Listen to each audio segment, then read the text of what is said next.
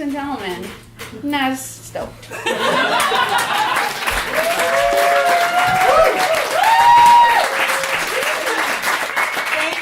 So much, Al. You're such an amazing poet and host. Thank you. Really. This is called For the Tenderhearted. I wonder how old I was the first time I felt my heart was too big for this world. So long ago, I can't even recall. A distant memory fading to a neural echo that reverberated for years off of the cavernous walls of inner self. In school, or maybe earlier. The youngest among us have no idea the power their words hold. Names slung through the air turn blood and skin to cold.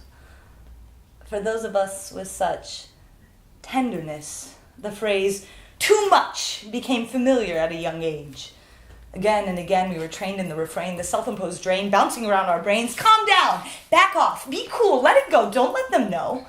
Don't let them know how much you care. As if love is some sort of chokehold we put people into instead of a warm blanket we spread over all of those we hold dear. But then again, can we, anyone, really blame the individual?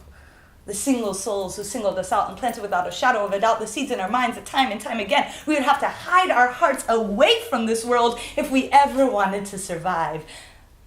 Speak nothing of thrive. No, I cannot blame them.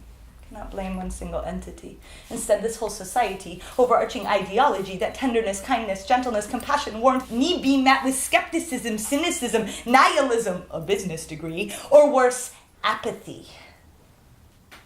It is time we realize the truth, that the fiercest among us are the softest too.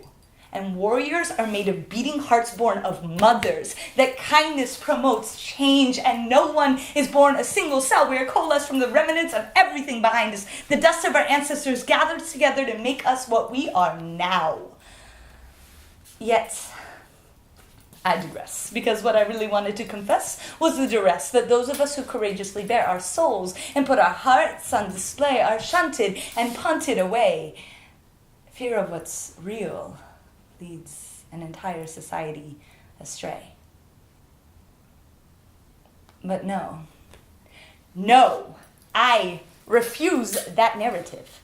I refuse to believe in order to be effective, I must reject my own inclination, intuition, soul condition, small voice inside of me. I choose to believe that a vulnerable choice is the strongest one, and that if you let your heart be seen, still dream, find the spaces in between, breaths of fresh air, you will rise above the ashes of those memories.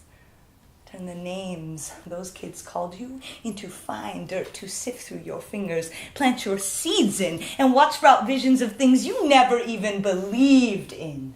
No, to quiet the echoes in your mind in favor of the new song stirring within your chest, restless, can't suppress this truth about who you are and how you choose to live. With honesty, with vibrancy, with openness, with deep and fearless intimacy. With courage, encourage yourself to stand up, stand proud, look the whole world in the face and say, I am not afraid of you anymore.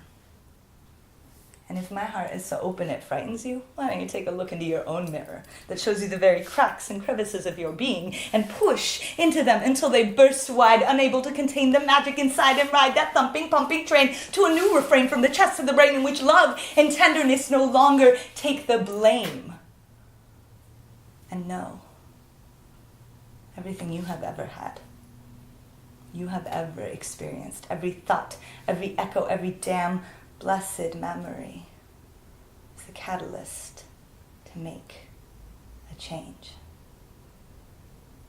To my strong heart warriors, my fierce and tender, vulnerageous, contagious, outrageous, bright, vivid souls, take heart.